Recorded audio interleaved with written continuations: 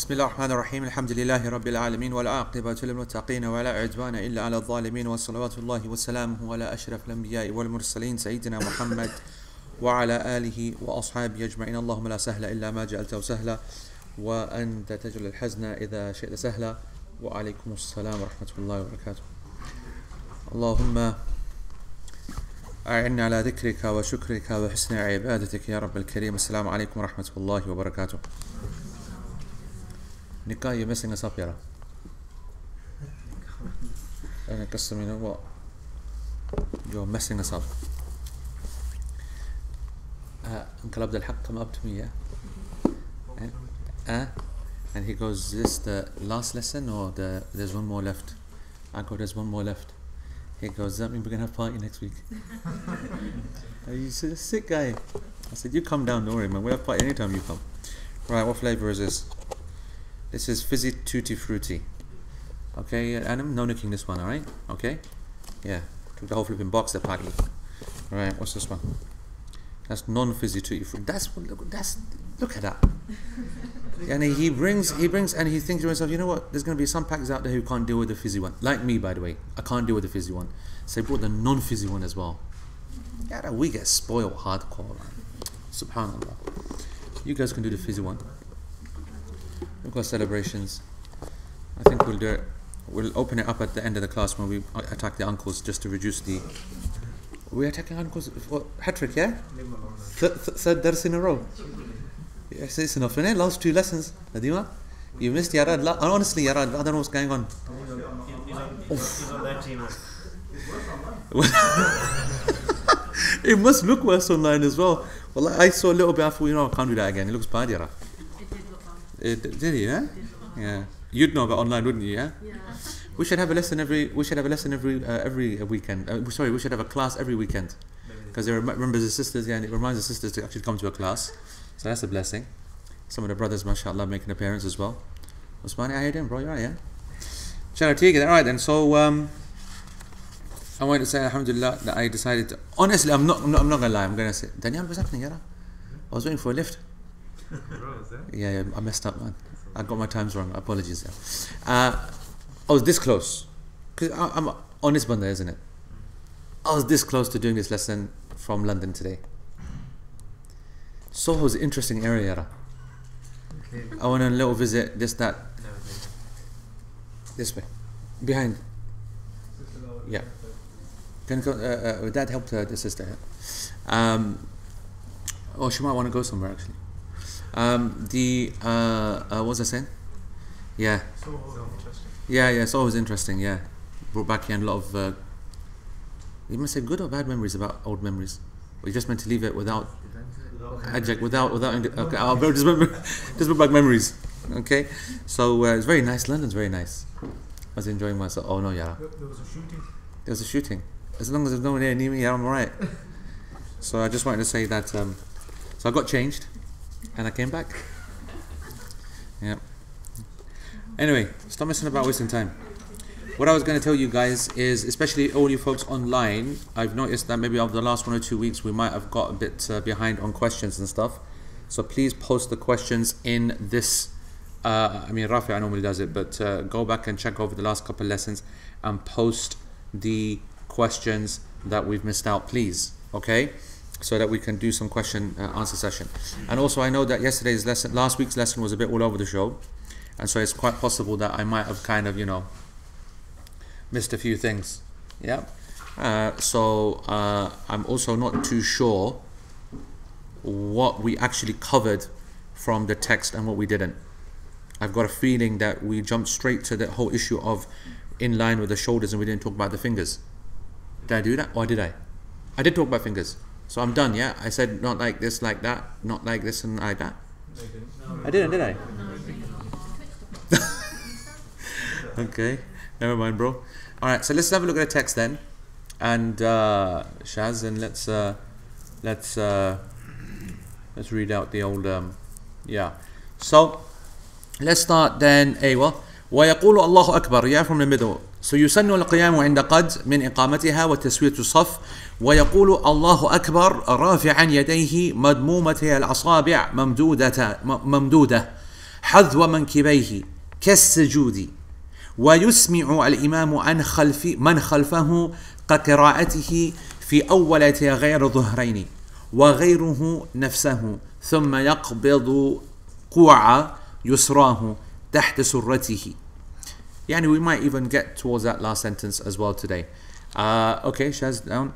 Alright, so it's sunnah to stand when Qadi said from the Iqamah, and it's also sunnah to straighten the prayer lines. We've done that. He then says Allahu Akbar, we've done that. Raising his hands, we've been doing that over the last few weeks, yeah? Raising his hands to the height of his shoulders. Alright, that's maybe why. Just because of the English, I might have just covered it. Because obviously, in Arabic, it's a bit different.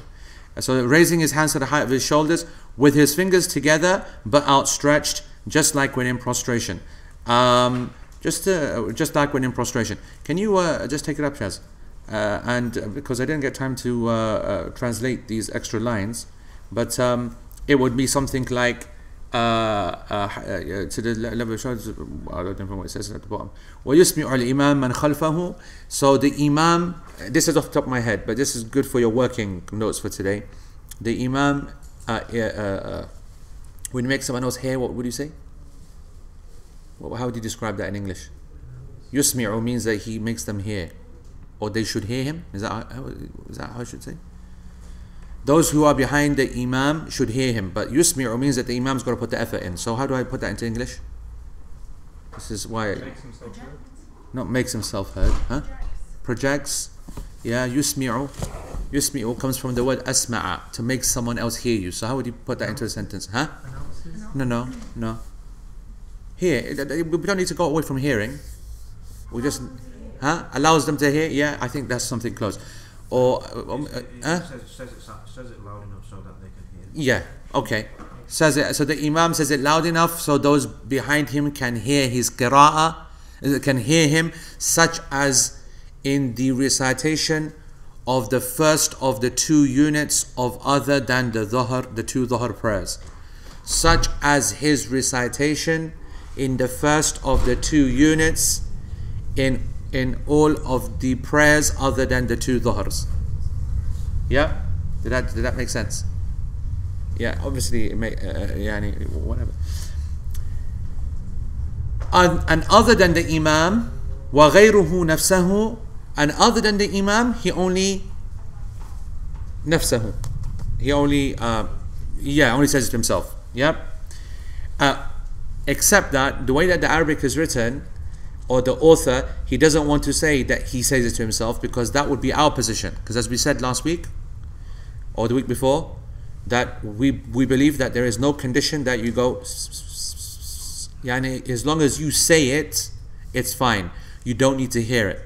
So it wouldn't be an other than the Imam says it himself. It would be an other than the Imam, according to the Hanbalis, and other than the Imam, he hears it himself. Okay? He hears it himself. Then he grasps his right wrist, and places it under his navel.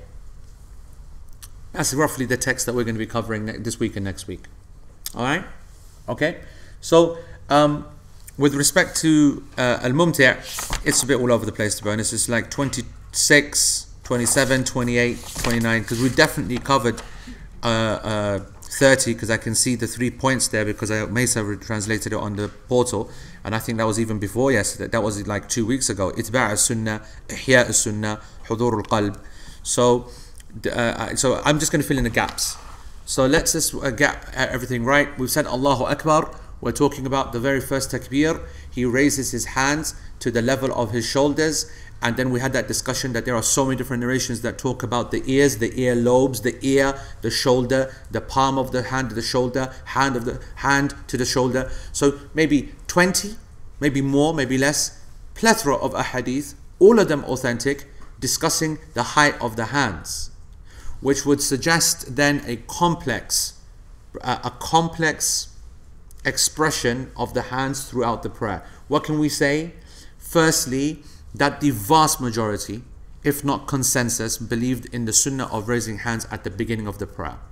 Okay? Even the Hanafis and the Malikis. Then the majority consider that the hands are to be raised at certain points within the prayer as well. We discussed that hadith, and that's going to come later. It's not its part now. We said on going for ruku', on returning from ruku', and then coming up after 2 rak'ah. Hadith Bukhari, Hadith Abdullah bin Umar. Yeah? So we done that as well. We looked at some discussion, blah, blah, blah. That's coming later. We then said that the other thing that we can take from all of these ahadith of the raising of the hands is that there is possibly an argument from the actions of the companions that the second raising of the hands, every subsequent raising of the hands after Takbiratul Ihram, okay, is slightly lower than the first one. An indication, it doesn't seem clear from the Prophet ﷺ, but it seems that the action of Abdullah bin Umar might take it to here as opposed to the full-on, full-on open focus kind of, get it right, spot on. And, one of the things I wanted to just maybe add here that should be said is that, what do we call the opening takbir? Takbiratul Ihram, or, is that the names? At-Tahrima. Yeah, so At-Tahrima or Takbiratul Ihram, both indicating quite a solemn, quite a serious moment. It's the takbir that makes everything haram. Okay, what's the other ones called?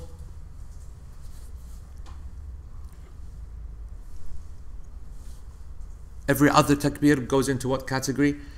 Actually, not every other takbir, because the Eid ones wouldn't come under this, the Janazah ones wouldn't come under this, or wouldn't be called this. I wouldn't even know what they're called actually. No. They are called Takbiratul Intiqal. Okay? They are known as the takbirs of al-intiqal, movement. Alright? So what's happening there? I'm sure we discussed this about what Ibn Taymiyyah said about why there's a takbir. I did, yes? Yeah? About the fact that the focus goes and your mind starts wandering, and then you say Allahu Akbar again to bring it back into focus. Alaykum salam wa rahmatullah. And that's normally linked to a moment of movement. Yeah, I need to get you back in the game. But maybe I didn't mention the name being intiqal, so that's fine. So intiqal comes from to move from one place to another. To move from one place to another. So those are linked with that moving period. So I actually think that it might make sense for it to be far more relaxed. The nature and the height and everything of the move, because it's happening during a move. It's happening on the way down, it's happening on the way back up, and it's happening when you are standing up and you're all over the show and you're standing back up. It's not like it's not like the Takbiratul Ihram, which is a moment. It's like, let me just get myself ready, I'm about to move into the zone. Allahu Akbar. And especially an imam. An imam will be kind of like, just take that extra second to steady himself and look around, everyone ready, whatever. What. So it's like it's a serious moment.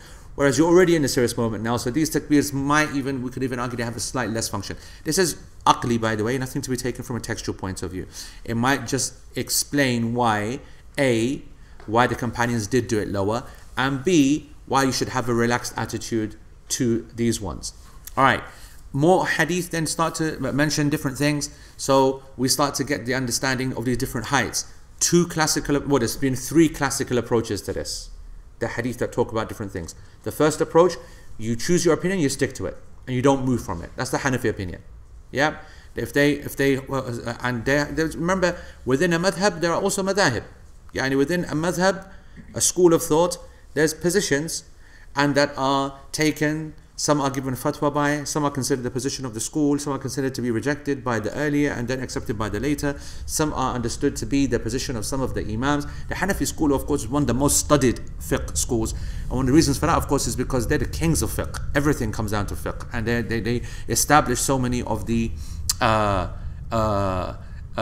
terminologies, the categories. They just went to a whole different level. Okay? And when you've gone to such a detailed level of classification, it just makes it easier for people coming up afterwards just to use it. Like the classic example would be makruh. Everyone understood the concept of makruh. Okay? But Hanafi said, no, none of that. Makruh tahrimi, makruh tanzihi, the issue of wajib, the issue of fard, we're going to be specific and we're going to be more accurate. Shafi's came along and said, yeah, we'll have some of that. And they just nicked it. And they got no basis for their own. In fact, I argue that some of the Shafi'i scholars do not even believe in the actual basis for why there are these differing categorizations. But they're very useful. They're very, very useful. Muhammad Faqih asked this question in one of our groups. He asked, what's the basis for the Hanafi? Is there a basis, he said, for why they call it tahrimi and tanzih? I said, yes, this is the basis, and I gave the explanation based upon the hadith, because it's a hadith, if you remember, maybe year 2, year 3, we spoke about the hadith having two aspects, something which is qati' al-dalala and qati' al-thubut, yani something which is very clear in its indication. The dalala is the indicative meaning of the text, and it has to be qati' al-thubut as well, it has to be established. You have to have these two aspects. If you have a dhanni, yani something which is yani a dhanni from a dalala point of view, or dhanni min al-thubut, yani it's speculative from either it's being established, i.e. being authentic, or it's speculative in terms of its indication, meaning the meaning is not clear, then this obviously, it leads to a differing appreciation.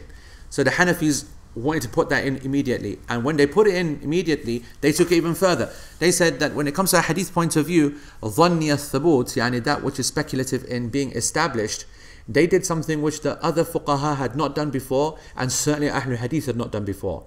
And actually we reject this act as well, and that is that they said that the hadith which is called khabar ahad, a hadith which has a chain of transmission which is of a minimal number, 1 or 2 or whatever. So in the chain, when the Prophet ﷺ tells a companion, the companion tells his student a tabi'i, and then he tells his student a tabi'i, and then he will tell maybe his student, who then becomes an imam in hadith, right?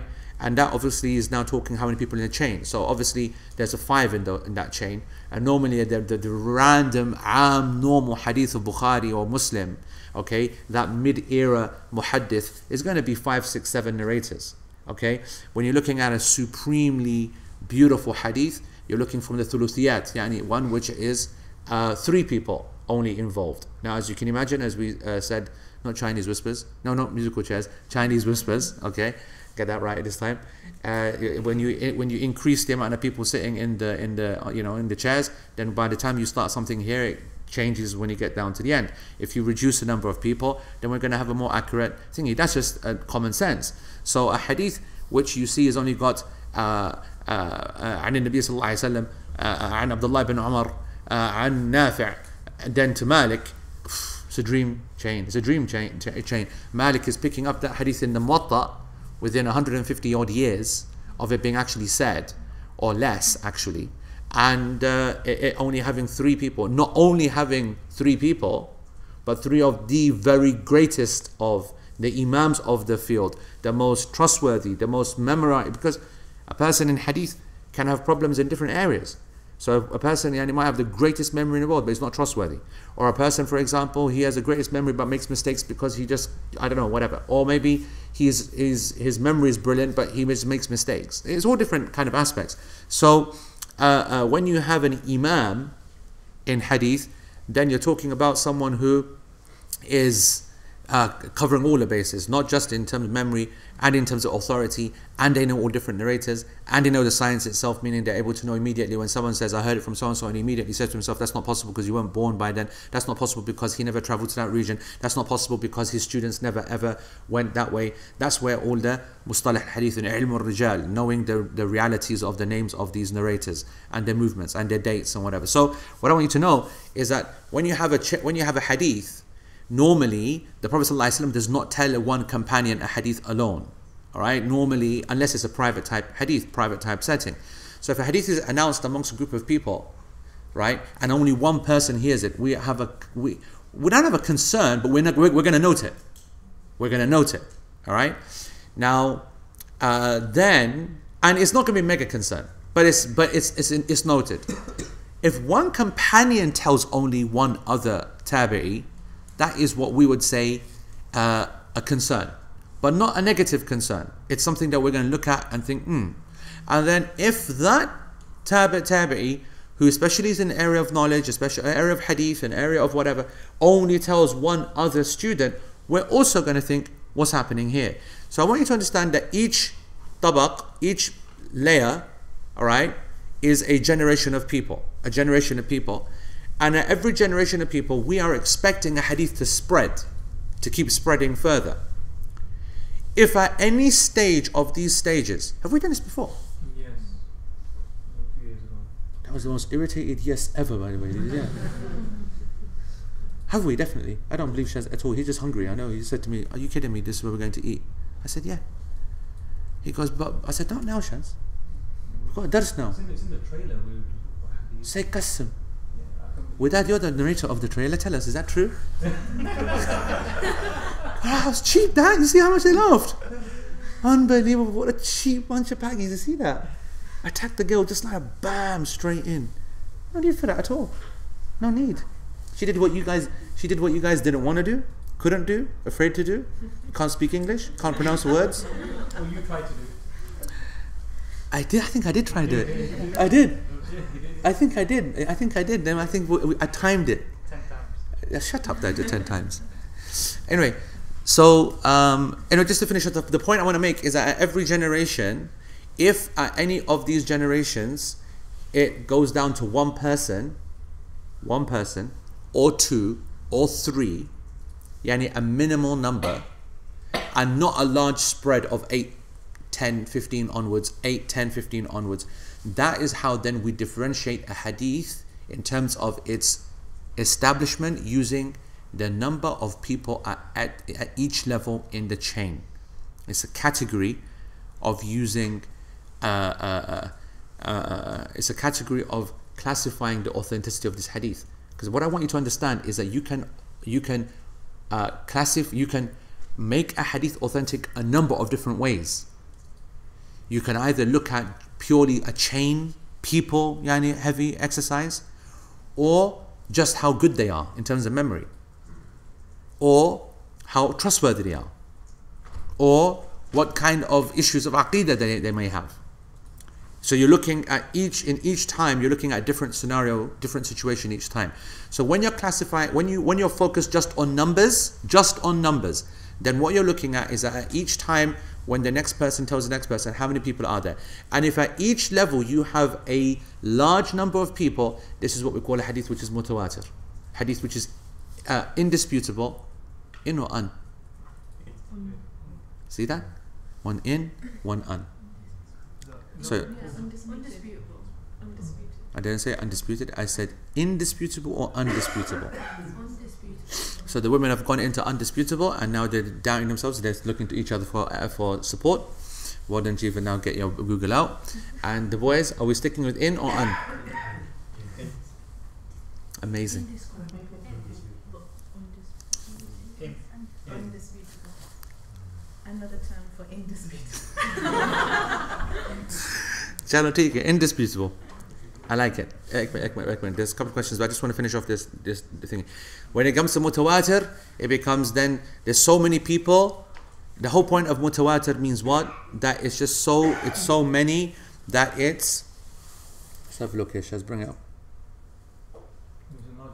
Yeah. I can't. Yani, I didn't even know if that's English or Arabic. How about that? Where? Oh right. Okay, here we are. Which hadith is this? I don't know, it's just an example. Okay, anyway, enlarge it then. Okay. So you look at this hadith, right? So you can see that at the level of the companions, are they watching it or not? Are they seeing it online? They are now. Can everyone see it on the screen? Ish. I agree.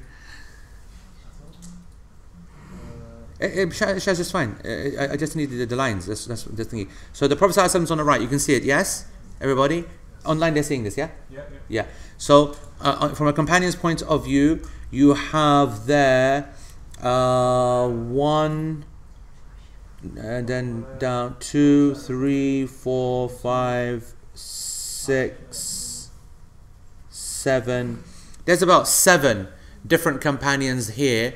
Okay. That have narrated it from the Prophet ﷺ. Yes, go on. Is that Abu Hurairah? Twice, yeah, because he's why referring to different chains, different types, different and maybe different even versions. Maybe one time he narrates a certain wording, maybe another time different wording. I don't know. I don't even know what the hadith is here. I'm just using the example of just so that you get an idea. Each level there's a chain. Yes, of course. So I'm come to that. So there's 7, just from what I can see there, different companions that have then narrated it. And then as you can see, the next generation in this so far Yes, they are all tabi'een. Okay, because sometimes, of course, as we mentioned last week, or was that Protect His House? I get mixed up. Oh, it's Protect His House, yes. That then, just because you hear someone hear from a companion, it doesn't mean it's a tabi'i. Yes? I mentioned that in a class. It could be a companion. And we have hadith, famous hadith, that have 3 companions narrating from one another. And sometimes even more. Okay? And that would obviously be of the same generation. But it's just that they weren't there and he heard it from him, he heard it from them, and so on and so forth.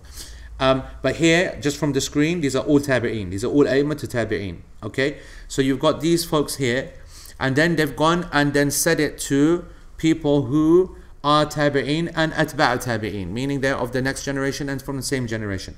The point here is that look at that that second level of narrators. There's like 15, 20 there. Look at the next. There's 30, 20, 30 there. And as you can see, it keeps increasing and it keeps increasing. I just want to show you something interesting. If you look at Shaz, if you can see, I want you to, yeah. If you look at where it says Ma'mar, can you see Zuhri? Go back to Ibn Musayyib. Okay. Yeah. Now come down to Zuhri. Across. Yani narrated from him. Now keep going across. This is Ma'mar. You see Ma'mar Ibn Rashid. Okay. This is where we have the first actual collecting of hadith. We are starting to now have it collected. Okay. This is the teacher of Abdul Razak al-San'ani. See, look, go to the left now. You can see Abdul Razak, and you've heard us mention this a lot. And in actual fact, look, you can even see he's put a volume. See, he's actually started to collect it. You might have heard of Professor Hamidullah. You know, he was the don, from taking on the Orientalists, because obviously he spent time in Germany. He was fluent in everything. I think he might have even been Afghan or something. But the point was that he was, I can't remember actually what his nationality was, but he studied Arabic, Deen, and in all European languages, and he took on all the Orientalists. He said, come on in, let's have you. And he just wrote and wrote and wrote. And if I remember correctly, this is the kind of area of Imtiyaz, whatever, they like this kind of stuff, right? If I remember correctly, he even translated some of the early narrations from Ma'mar ibn Rashid, who is his teacher. What I want to say to you is that you can see that it's not been collected as a book there because we don't have a printed version. But what we absolutely know is that he wrote it down. We have absolute no doubt that he used to write hadith down. The Orientalists, they want to see written records. They're not happy with our oral tradition. Okay, and we say to them, our oral tradition is better than our written one. Why are you wasting time with the written one? But okay, if you want it, then we have that as well. If you want to really take it next level, we have writing from Uthman, we have writing from Abdullah bin Mas'ud. Yeah, and even though the Prophet ﷺ, he told companions not to do that. Yes, he didn't want them to get the Quran mixed up. He didn't want their personal dua and adhkar to be entered into Quranic script, because they would write it on the margins. They would write notes of points on the margins, and of course if you're not on the game, then it gets mixed up, it gets taken, swallowed in. So that's the general fear. But this statement of the Prophet ﷺ was never seen as a prohibition, it was seen as a warning. And that's why they did continue. Even though the Prophet ﷺ has said that, they did continue. So Ma'mar definitely wrote things down. And then in the next one you can see that Abdul Razak al-San'ani is collecting it. So that's what, within 4 generations. And you look at that, you got Ash-Shafi'i at the top there, you can see Ahmad hundreds of times, okay, Ahmad bin Hanbal, and so on and so forth. Then you've got some of the big imams that we know. So we've got Ibn Khuzaymah at the top. We've got An-Nasa'i, N-A-S dot is obviously his shorthand for Imam An-Nasa'i. Then you've got I can't even see what else you've got. Anyway, and you've got Muslim on the left hand side, you've got Bukhari on the left hand side. They come quite later, as you can see. Ibn Hibban and the like. Anyway, so what I want to focus on is that if a hadith, I want you to imagine this hadith would be considered maybe something like mutawatir hadith. This one, like this is clearly a big hadith, whatever it is. Not this one, Shaz. Go back to the other one. Yeah, this is obviously a big hadith. This would be well established from a point of chain's point of view. Is brilliant. It is still possible though for this hadith to be weak. Why could it be weak? It wouldn't be weak through number of chains. But if we were to do an assessment of every single imam here and we realized they were all fake, they don't exist, the names were all made up, which is what is tadlis. Tadlis is an area of hadith sciences where you're blagging the guy that's reporting from you, because you know that, you know what it is, I'm about to tell you a hadith, but if I tell you who told me, because you don't like him and you think he's the anyway, I'm going to change his name. So I'm going to give him a kunya. So I know, for example, that you never will take the hadith of Ni'matullah. So I'm going to say, I heard Abu Isa tell me so and so. Yeah, this is common practice to change the thingy. Sometimes they want to change it even more so. So it's possible all these would be fake. Alright? Another way that this hadith could be weak is that you do a study of all of these people and all of them are legit, but all of them had poor memory, which is very unlikely. What else could be much more likely is that you do a study of the whole of this chain, of this one hadith. You look at all the names, all legit. You look at all their memories, all legit. But then you see the people who are taking from the different people, and you know that, hold on, it's not possible for Fulan, for Zuhri to take from Ibn Musayyib except at a certain era. And at that era, because that's the only time that they sat down and studied in this city at the same time, at that era, Ibn Musayyib was too old and he started to become senile and make mistakes. This is noted in the books of hadith. So at the time that you take a hadith from a scholar is also important, not just the name, not just the relationship, not just location, but at what point you took the hadith from that person. You get what I'm saying? So it's possible this hadith, even with all of its chains like this, could still turn out weak. And then the final, anyway. So for us, for now, talking about absolutely nothing to do with this class for the last 15 minutes, okay? When we talk about khabar ahad, a singular narration, what we're saying is that at some point in these generations, the number comes down to a minimal number. Waqas asked, what's a hadith mashhur? Mashhur, aziz and gharib are three phrases which refer to categories of ahad hadith. Ahad hadith basically means any hadith where its chains are a small number, less than 9, less than 8. And if it comes all the way down to the weirdest and the most strangest hadith of all, and they call it gharib for that reason, it means that there's only one single person that narrated the hadith. Now you might say, one at what point? So I want you to look at this hadith again. Imagine that Abu Huraira is the only one who narrates this hadith, and then he narrates it to Ibn Musayyib, okay, who then narrates it to all those people. And so I want you to, underneath Ibn Musayyib, highlight everyone under. All the way down, highlight that. Imagine all these people are not there, it's disappeared. All of it disappeared. And Ibn Musayyib is the only person at that layer, at that tabaq, okay, that narrates to all those people. This hadith will be written off and be called a gharib hadith. It will be called a singular hadith. That will be the same, for example, if Salim is the only person who narrates it. So imagine on the next generation, Shaz, Salim. Now imagine he's the only person who narrates it at that generation. So everyone else is gone. He hears it from all of the people on the right. He hears that hadith from 20 of the tabi'een. And he tells 100 of the atba' tabi'een. But he's the only link linking those two generations. Again, the hadith will be written off as khabar ahad. And it will be called khabar ahad, meaning a singular report. But which category of singular report? This will be a gharib hadith. It will be a single hadith which is gharib, meaning that it is the weakest or the most limited, small, restricted number of narrators possible. If it was 2 or 3 or 4, it's called an aziz hadith. If it's called mashhur, if it's like 6, 7, 8, 9, and the scholars differ over what numbers. If it's 6, 7, 8, 9, then it's called mashhur, meaning a popular hadith, but it's still not mutawatir. So I want you to understand that scholars are creating classifications to try and give strength. Alright? Strength. Now here is where the controversy, yes? Does it depend how far to the left? So the distance doesn't matter. It's that if there's a generational issue. There is a discussion that what if a companion is a single one that narrates it? Is that a problem? The majority of scholars said no. The real discussion is within the left. But once it's within the left, then they're all the same. Because only the companions are considered udul, trustworthy without question. Right? Show me the other hadith, Shaz, because I can't work out what that is. Where's the Prophet ﷺ? Where is it? This is not hadith, is it? No, this is not hadith. This is something else. And it doesn't matter. But I think you understand the point. Okay? Now, to take it further, what am I saying now? What am I trying to say? You were talking about Right, yes, khabar ahad. So the Hanafis, they came across and they said, listen, okay, so if the hadith can be classified into mutawatir and khabar ahad, are we going to treat them the same? That's their argument.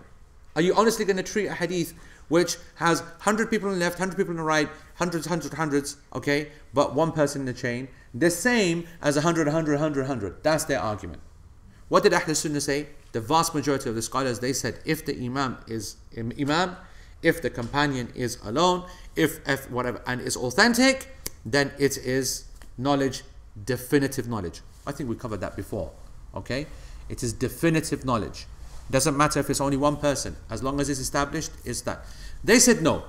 They said that we, and not just the Hanafis, a number, a small group of people, they said no, we can't treat them the same. We can't treat them the same. This is what led to the birth of the idea now of many things that you would have heard, but you didn't realize this was the reason for. This is the reason why Hizb ut-Tahrir reject punishment of the grave. Have you heard that phrase before? Well, that's not your generation, but obviously. Okay, if you're from the 90s and the 80s and the 2000s, you'd hear that all the time. Don't join Hizb ut-Tahrir because they reject the punishment of the grave. Or you would have heard the Hanafis do not believe the witr is fard. No, you won't hear that. No, you won't hear that. What will you hear?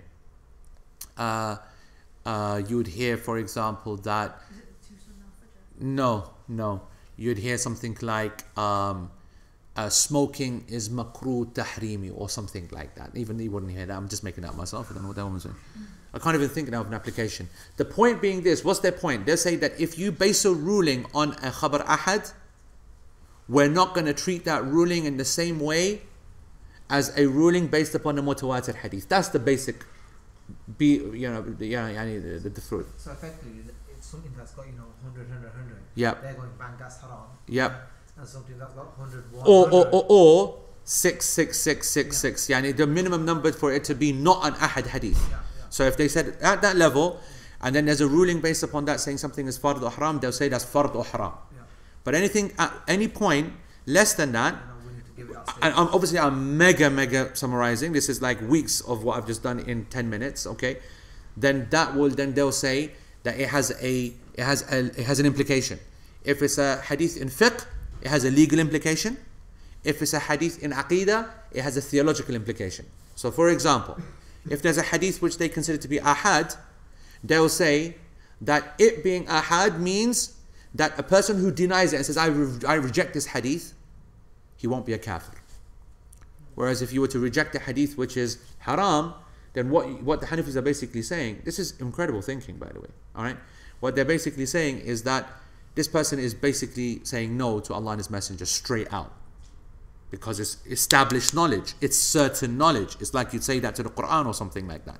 So you're rejecting it. Well, you're rejecting it. Then they're kind of making an excuse and they're saying if someone was to reject something which has a potential speculative basis in terms of its authenticity, in terms of being established, then we're going to give the guy a card. We're going to say, he's not out and out kafir, but he could be on the way there or whatever. That's the point. All right? And vice versa as well, from the obligatory and not nature. That's from a fiqh point of view.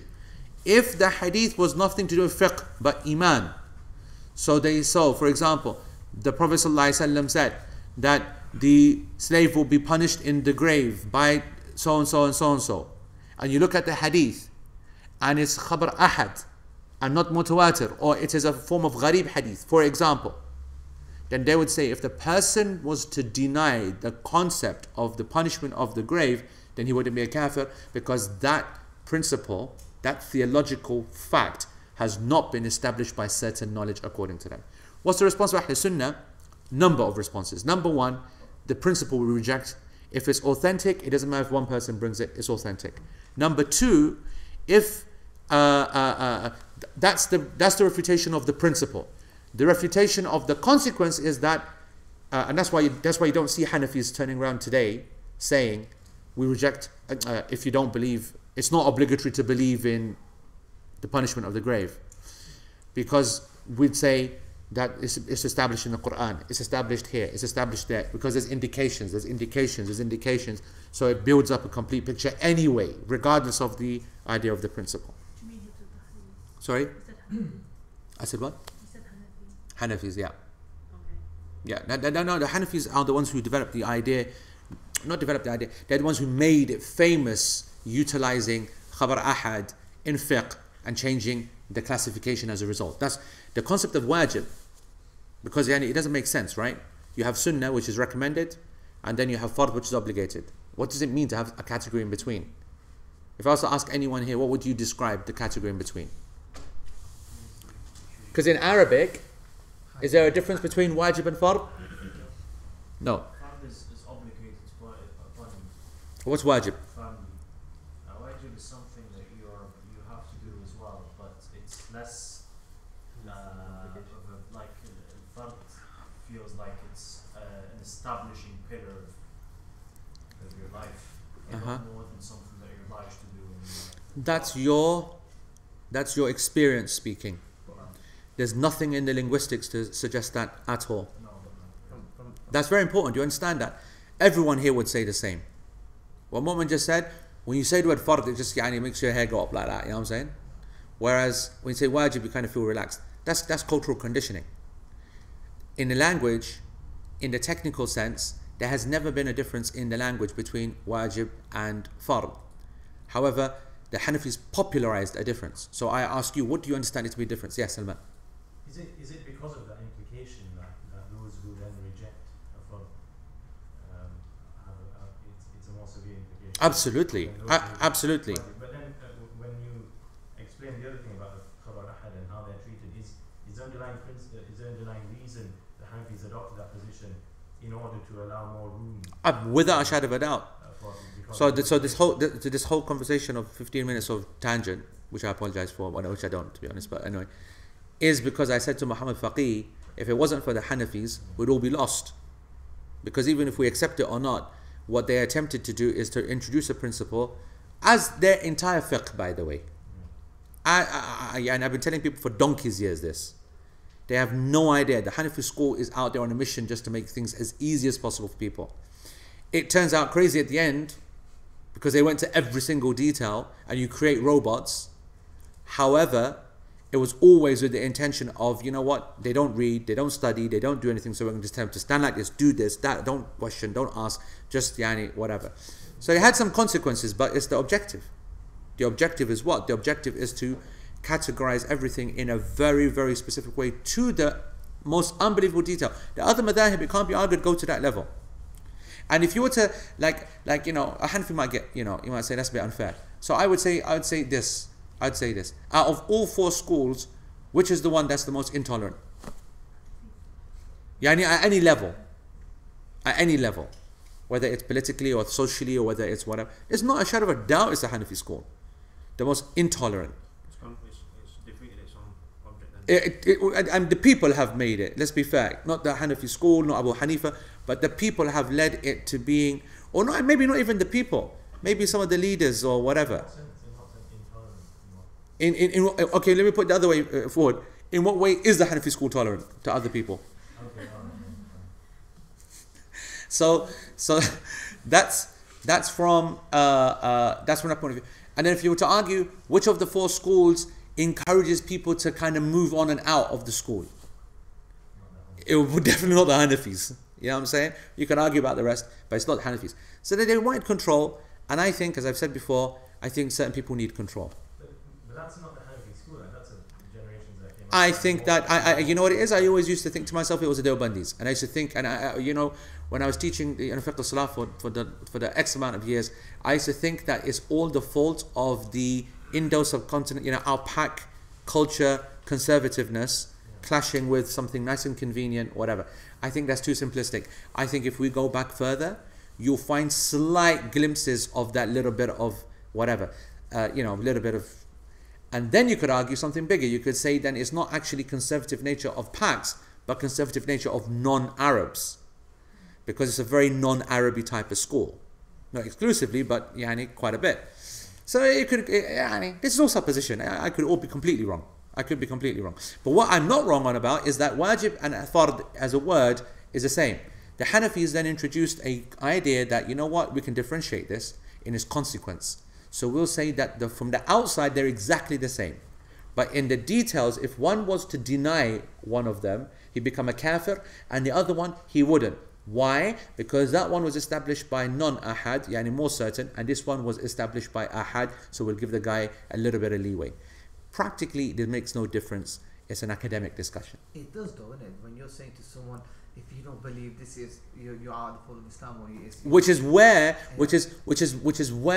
you're opening up so many. You are, which is why the slogans used to come when people started taking interest, in the 90s and the 2000s. Yeah. That's why, like I said, Hizb ut-Tahrir, for all of their khilafah, blah, blah, blah, and their complete ignorance and lack of tradition, the only thing they became known for in Muslim communities, societies, in the Muslim lands, in the Western lands. These are the people that don't believe in punishment of the grave. Stay well away from them.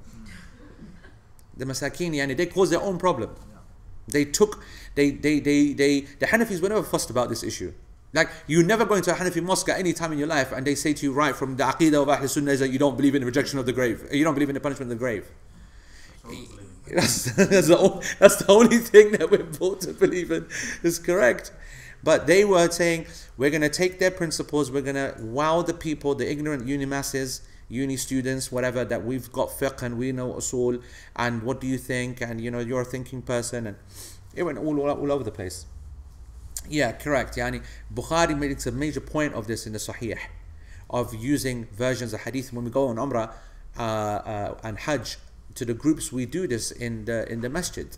I say that this incident is a proof of the sunnah, the changing of the qibla. The changing of the qibla is the most famous proof and rejection of the concept of this ahad mutawatir differentiation. There is no differentiation. Certain knowledge is based upon a single person if they are authentic. We're not saying every ahad hadith is authentic.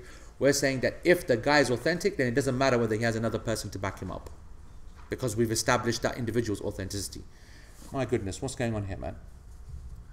Where are we? You said there's three classical approaches. One is that you choose your opinion and stick to it. And then you said Hanafis are looking There's no time to open it to you. There are three different approaches. So we said there's so many different hadith talking about placement of hands. Yeah. You said there's three classical approaches to try to reconcile all these differences. Oh yeah, correct. Yeah, thank you. There we go. Someone's clicked on. Yeah. So we talked about all these hands going up and down, whatever. You've got three options. You're either going to do what the fuqaha do mostly, especially the Hanafis, which is say choose one, ignore the rest, or try to explain away the rest. You get what I'm saying? So it's to the ears. And the reason I said that now, I remember now, I said there's schools because not all the Hanafis touch their ears. Okay? But the ones who are told to touch their ears, they're told this is the only way that you pray, and the rest, it's okay, it's their opinion, blah blah blah, but you don't follow it. You get the point? Yeah. So you stick to that opinion and nothing else matters. The second approach is what? That like I explained last week, that in this scenario, all of it is the same thing. So you do a massive reconciliation. Yeah, I said that last week. I said if you look at the ears and the shoulders, they're all very similar, they're all close. So if they're all so close, then it could mean the same thing. So if I lift my hands here, one person is saying that my hands are on my ears, another person saying my hands are on my shoulders. Because one person is looking at my fingers and that's representing the hand, another person is looking at my palms and that's representing. So that's a subjective reality. So if all of the hadith are all over the show, then we can combine it like that. It's reconciliation. And I said that's what always that I was comfortable with. And Shaykh Uthaymeen, he came and he said that that's the third approach, which is that this issue is actually one of those unique ones, or rare ones I should say, which is so flexible that all of it is game. All of it is happening. They're all authentic hadith, all indicates a different moment, time, mood, reality. Now back in the day, people used to get really confused. They would say, what, the Prophet ﷺ prays in 10 different ways?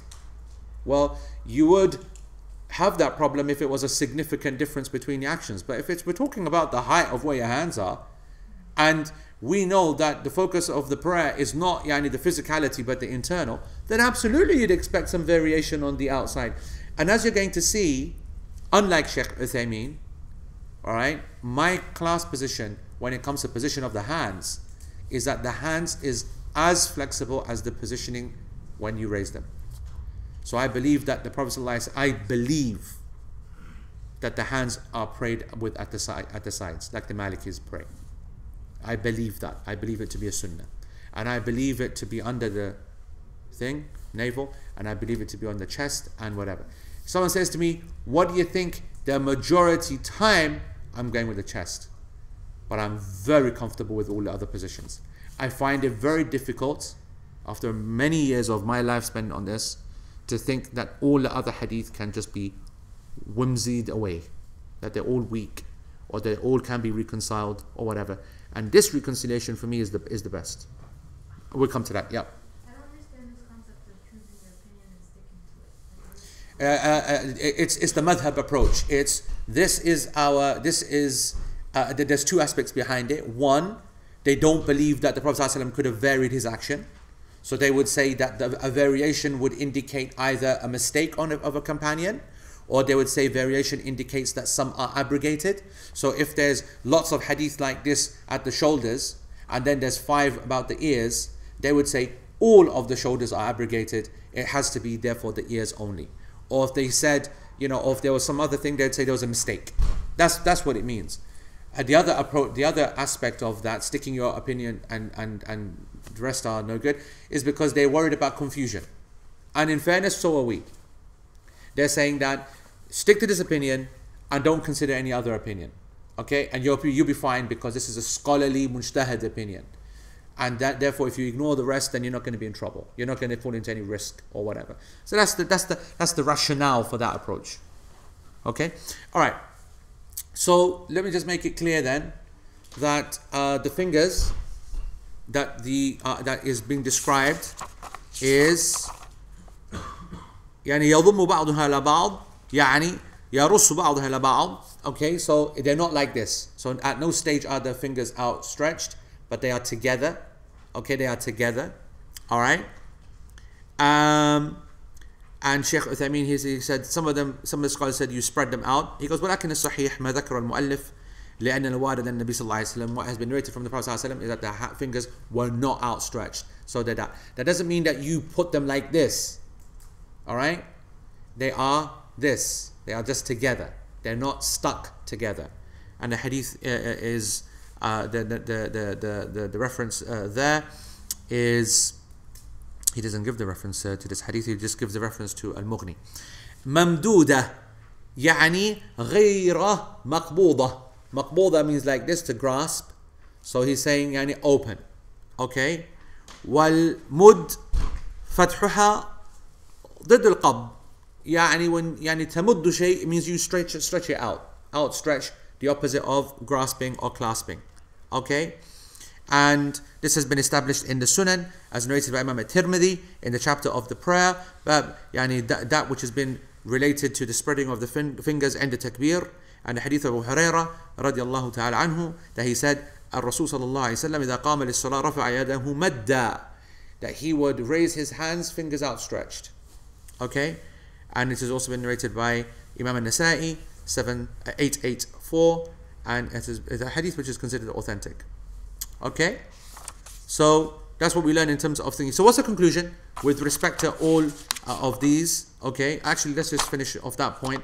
كالسجود, like a person would do in their sajda.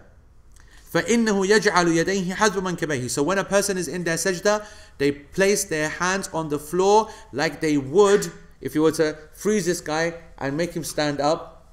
If you were to lift him up in his sajda, then that's what he would look like. Alright, so that tells us immediately that, when people make sajda like this, because this is not the section of the sajda is coming, but he just mentioned it. So people who make the sajda like this, that's not how you do your, no one goes like this in Takbiratul Ihram, do they? But you do see people in sajda like this. So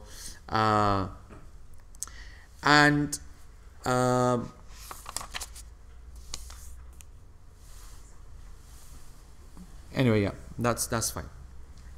Okay, questions on that, because now he's going to go to now sound. Before I talk about sound and all the rulings, let's talk about hands and raising hands, positioning of hands. Anything we want to speak about that? Yeah. Is there any difference in spread this up in Salatul Janazah in any of the matters? Is there any difference between them about raising the hands? Keeping them down during Salatul Janazah? There is, yes. That's way before its time, bro. But I'm just saying, because in Umrah I later dragged my hands down. In between.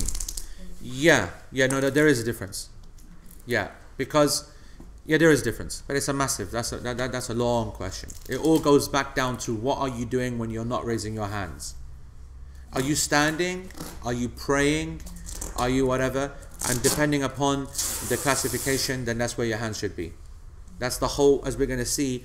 When a person comes up, you've seen some people praying next to you, when they are in ruku' and they stand up from ruku'. And when they raise their hands or don't raise their hands, some put their hands on their chest. And others have put their hands at the sides. Yes? And the reason there's a difference there amongst the people in that act is because they're trying to say whether this person is he standing or is this a new position. If he's standing, then you don't stand in the prayer except that your right is over the left. If this is a new position called the standing between ruku' and sajda, then it would mean your hand should go down to the sides, which is a position of the majority. We say that there's no evidence for it to be qiyas, analogy on the position before, and so therefore it's a new position. And if it's a new position, then what's the principle? It's ibadah, and any action requires evidence, and so we need to have evidence to lift hands up from the side to the top. In the absence of that evidence for this new position, your default is hands at the sides. That's how that's what that, and the same argument will be extended to janazah and Eid and what happens to the takbirs in between. Okay, right. What's the next? What's the thingy? The next questions. Okay. What time is the Isha? What time? 10:20. Now? No. So let's have a look at these questions, Shaz. Okay. Take it down. Ties around past alternative days. Allahu Akbar, Allahu Akbar. Allahu Akbar, Allahu Akbar. Allahu Akbar, Allahu Akbar. Ashhadu an la ilaha illallah.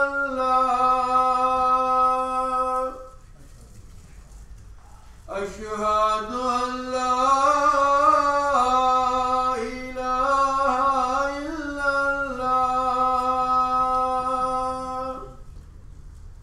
Ashhadu anna Muhammadan Rasulullah. Yeah, this is right. It was in Summit. Ashhadu anna Muhammadan Rasulullah.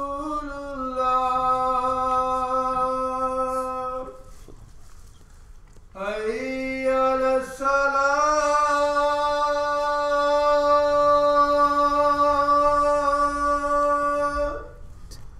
Hayya ala salah.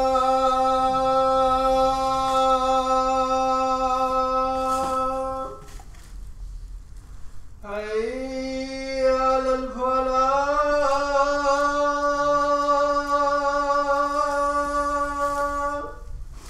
Hayya ala falah.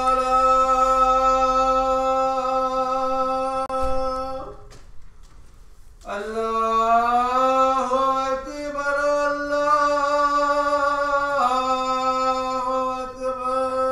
Allahu Akbar, Allah. La ilaha illallah.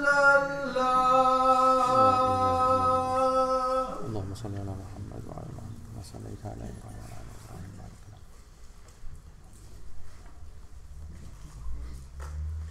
اللهم رب هذه الدعوة التامة والفضيلة والبركة إنك لا تخلف الميعاد. Okay, that's good. Go from the bottom, Shaz. Alright, so the first question is about breastfeeding during Ramadan. And if it really tires a person out, is it okay for her to fast alternative days in Ramadan using the day off to regain health, or is it better just to not fast? If the latter, what does she need to do afterwards in terms of making up the fasts and fidya? It's difficult to say yani, which one's better, which one's not, because in principle you miss fasting due to this, then you do make it up. Okay? And it's a very good question, because there isn't a position in the ayah that suggests that you're doing one on, getting energy, one off, and whatever. Obviously, the concession in the ayah of fasting is for a damage or harm to be caused to the mother and to the child. So, a middle position, I don't know. I need to think about that. Make sure, ask me in maybe another 1 week or something. Yeah. On that, if you miss a few fasts because you're menstruating, do all fasts have to be made up by the next Ramadan? It is sunnah to. A person should do that. But it's not sinful if they weren't, or If they tried and they didn't do it, they're not sinful, no. So, question from last lesson, which you asked me to ask again. Despite agreeing with you that all of the actions we mentioned, the rafa' yadayn, the raising of the two hands, sitting mutawarrak, etc., I find it a bit ajib thinking that a person can pray one rak'ah with his hands on his chest, his second rak'ah with his hands to his side, one rak'ah sitting mutawarrak. I'm sure you get the gist. And this refers to a person deliberately changing these acts as opposed to someone praying with his hands to the side of him being very tired. So let me just make it clear that I do not believe that this is the approach to every single different narration that exists in Islam. Okay? So I didn't say that a person sits tawarruk and then he sits nasab and then tawarruk. No, I believe that the sunnah is tawarruk, big time. I don't believe tawarruk when you sit in tashahhud and your left foot comes out under your left buttock is on the floor, as opposed to this, when you're sitting on your left foot. And in the third or fourth rak'ah of the fard prayer, your left buttock sits on the floor itself directly, and your left foot comes up and it comes out of your right.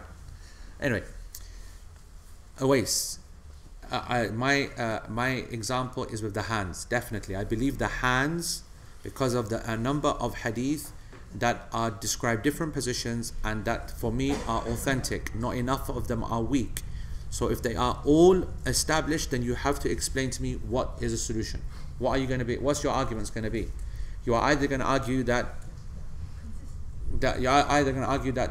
some of the companions made a mistake. You're either going to argue that all of one type of hadith are abrogated.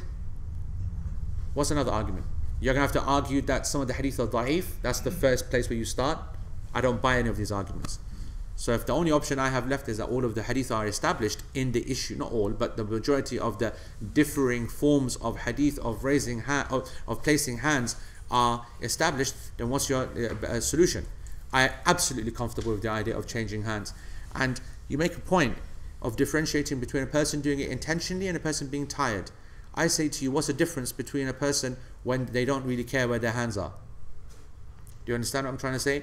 If you're not focusing on where the hands are, and you're in a qira'ah, or you're enjoying the meaning, or you're focusing on your salah, the hands are following the qira'ah. It's not the other way around, where you think, I cannot move my hands from this position. My hands are most so important. Don't move my hands. Make sure you don't think that. And when you're standing in front of Allah subhanahu wa ta'ala, you know that the sunnah is the right hand to go on the left hand. And you know that from the hadith that there are some here, some there, some there. My argument is that sometimes a person might drop his hands in the middle, whilst they're in the prayer, and then put them back again, or might move down slowly, or might maybe itch and then go back.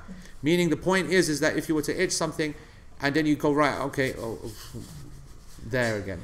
I don't think that's a sunnah. I believe that when it goes back on again, it's tabi' to the ibadah, not the asl of the ibadah. The ibadah is the salah and the qira'ah and whatever. So that's my opinion. I told you even yesterday or the week before that it's not a popular one. It's not one you'll find written. I haven't read it in the books, but that's what I fully believe. Yeah. Oh, you mean you heard it himself?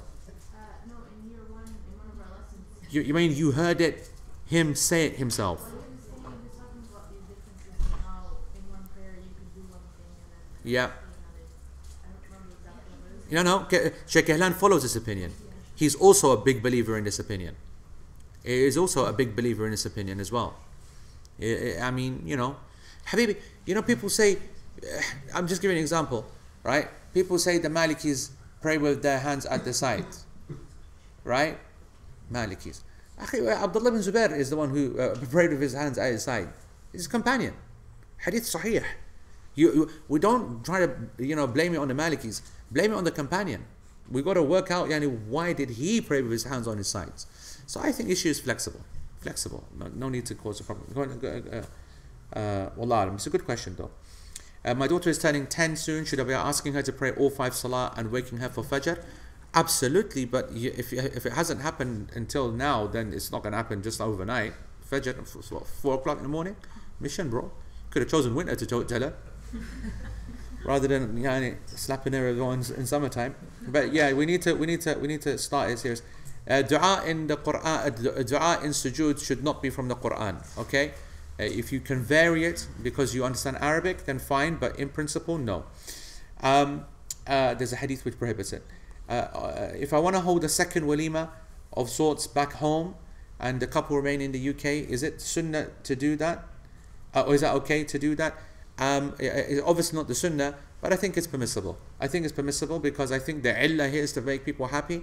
And if you're saying that I want to keep my people happy because they want a taste from my happiness, which is the whole point of walima, but I also want other people to benefit, then I think that's okay. It's a very good question because the idea would be that is it a bid'ah or not?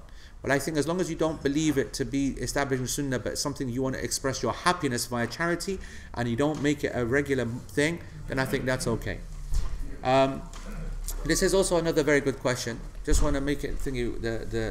For the few people I told bring binders and stuff after Isha, we'll just gather here. Maybe if the sisters go pray over here and back there or whatever, and I want to sit here with the benches like this with the binders to protect this house. Actually, before I forget, Saturday night in Birmingham, I'll be teaching Dominion, 6 o'clock at Zymel's Banqueting something whatever almaghrib.org/Birmingham. What else do we have? Next week is our last lesson, end of year 76, yeah, and it is 76. or 32 or whatever it is. I got no idea. Okay, 9:20 is the start time of the lesson, 9:20 p.m. and it's the last lesson, and we'll restart, whenever I come back from my jollies, yeah. If it is from the sunnah to make dua for others, if it is, she's actually written, correct. If it is from the sunnah to make dua for others, which of course it is, okay, but not from the sunnah to ask others to make dua for you, which I personally believe that's correct. It's not the sunnah, okay, meaning that you should not ask other people to make dua for you. Sorry, let me say it again. I do not believe it is sunnah to go up to another person and say, hey, can you make dua for me? That's what I mean, okay. And if a person is dealing with this, can we ask others to let us know what dua they would like us to make for them, like a way round, okay? For example, when going on Hajj. So I want to make something clear. It is permissible to tell another person, can you make dua for me, okay? But I'm just saying it's not the sunnah. I don't think it's the way of the Prophet ﷺ. I don't think it's the way of Muslims. I don't think it's the way of the Aqidah of Ahl Sunnah. So yes, it is completely allowed for you to do that. It is allowed. Also, if people habitually ask you randomly to keep them in your du'as, is it reasonable to ignore? Or are you obliged to make dua for them? Obliged or not obliged, I don't know. If someone says make dua, everyone says make dua. That's why people have got to stop saying it, because it's silly. The Gujaratis, may Allah forgive them. Dua miyad, dua miyad, dua miyad. It's become like, it's like I love you. Like the Gore say, I love you. I love you, honey. I love you. I love you. Every 5 seconds, I love you, which basically means they don't love anyone. Yeah? And it's like Pakistanis, inshallah. It's all the same. Inshallah, inshallah, which means nothing. Like nothing. I don't think any reward at all. When Pakistani says inshallah, it means nothing. When the Gore say I love you, it means nothing. When the Gujarat say dua miyad, it means nothing. What's the other? What are the other nationalities? When the Arabs say kif al-hal, it means nothing, because it's just kif al-hal. Okay, alhamdulillah, kif al-hal, alhamdulillah, kif al-mur, alhamdulillah. They just keep asking again and again and again. I'm irritated. I got it first time. Khalas. Yeah. So there are certain phrases that certain cultures they just say for conversational purposes. Okay, so dua miyad is, what is that? Anyway, Allahu Ta'ala A'lam. It's time for Salatul Isha. سبحانك اللهم وبحمدك أشهد أن لا إله إلا أنت وأستغفرك اللهم وأتوب إليك. Turn this to the Sheikh.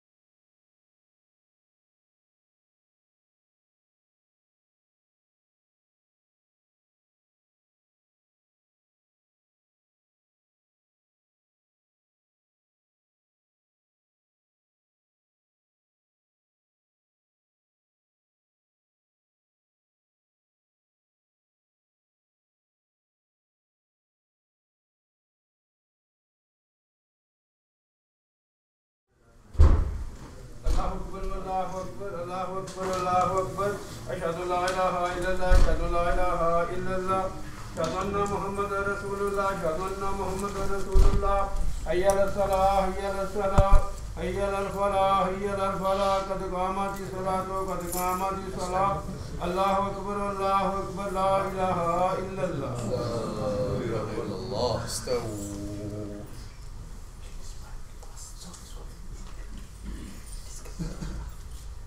استووا switch off your voice please الله أكبر سبحان الله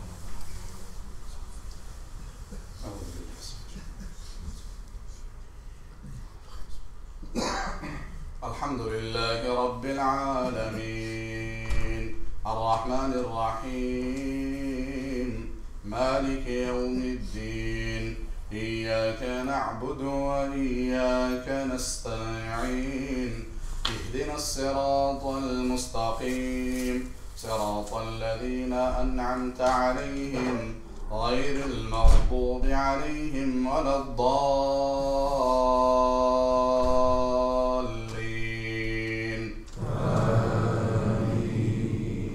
أولم يروا أنا خلقنا لهم مما عملت أيدينا أنعاما فهم لها مالكون وذللناها لهم فمنها ركوبهم ومنها يأكلون ولهم فيها منافع ومشارب أفلا يشكرون واتخذوا من دون الله آلهة لعلهم ينصرون لا يستطيعون نصرهم وهم لهم جند محضرون فلا يحزنك قولهم إنا نعلم ما يسرون وما يعلنون الله أكبر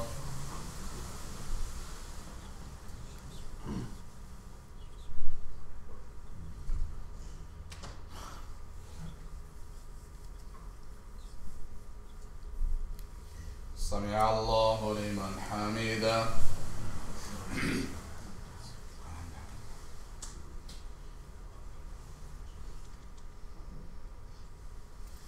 الله أكبر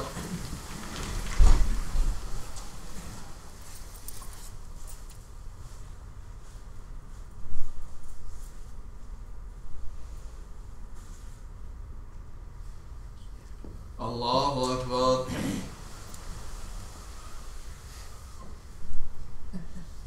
الله أكبر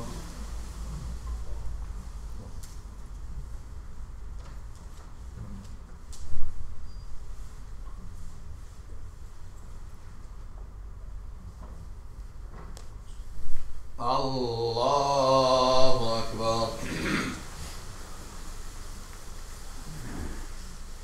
الحمد لله رب العالمين الرحمن الرحيم مالك يوم الدين إياك نعبد وإياك نستعين اهدنا الصراط المستقيم صراط الذين أنعمت عليهم غير المغضوب عليهم ولا الضالين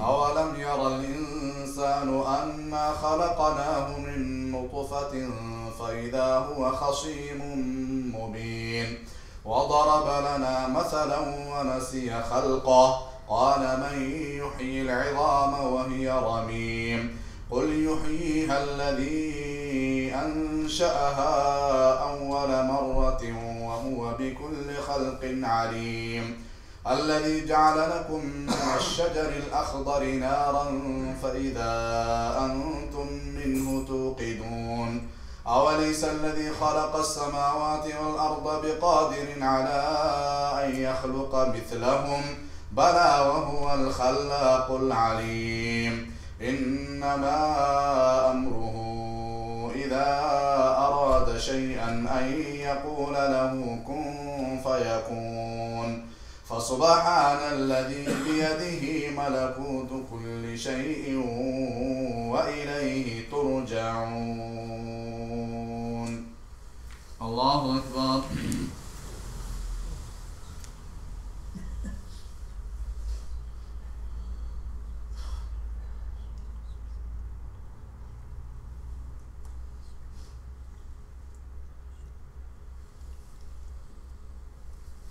سمع الله لمن حمده.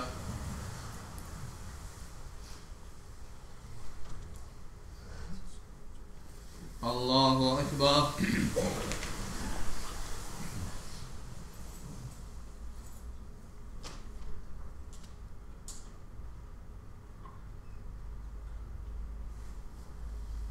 الله أكبر.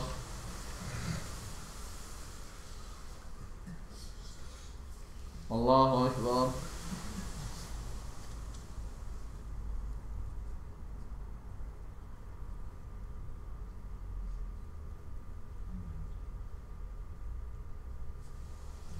الله أكبر.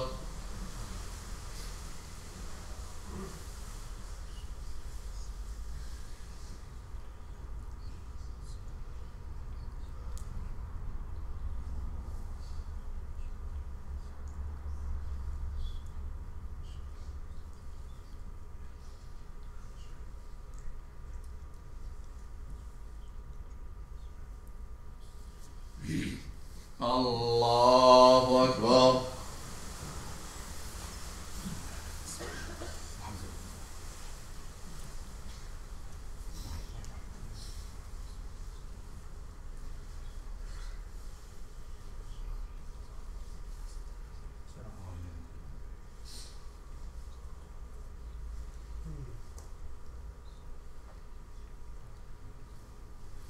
الله أكبر.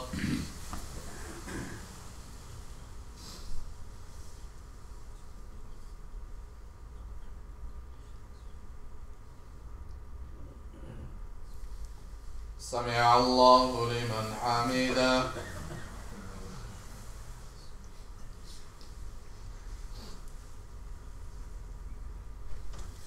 الله أكبر.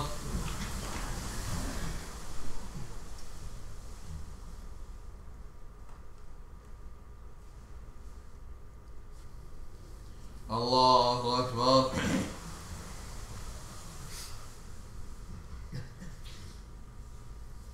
الله أكبر.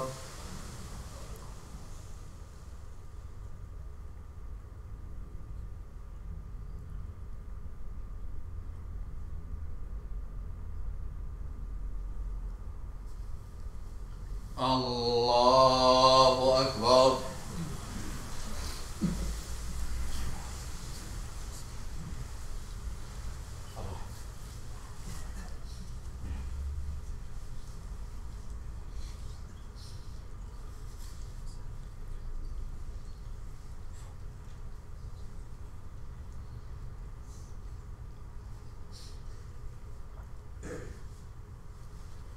الله أكبر.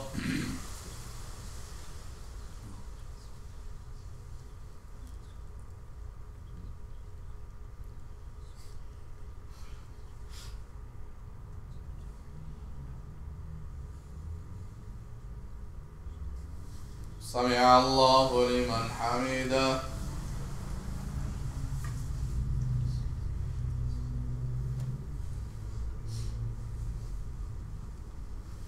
الله أكبر.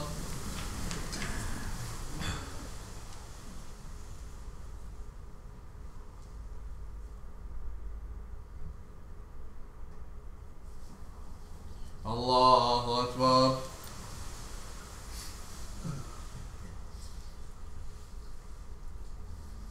الله أكبر.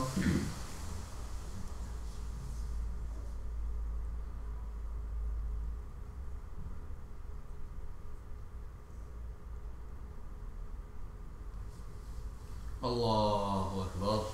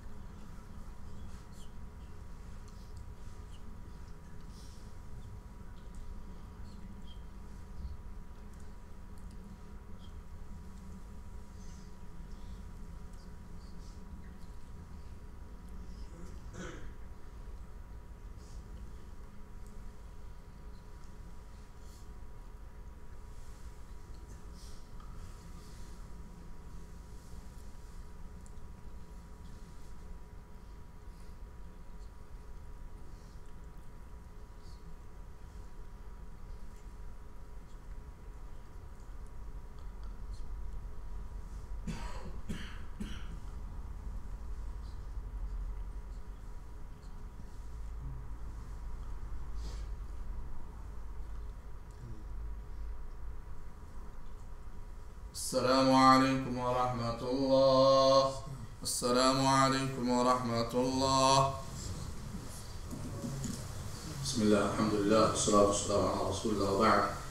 As we make announcement this Maghrib, Inna lillahi wa inna ilayhi raji'un. That's our brother Kareem's mother passed away this morning. Inna lillahi wa inna ilayhi raji'un. And her janaza will be here inshallah tomorrow at CMA at the door time at 1:35. Therefore pray for her. May Allah give her Jannah inshallah. And we ask Allah subhanahu wa ta'ala, may Allah forgive her. And we ask Allah subhanahu wa ta'ala to give her family sabr, and her family, may Allah give them a friend, may Allah give them sabr inshallah. Jazakumullah khair.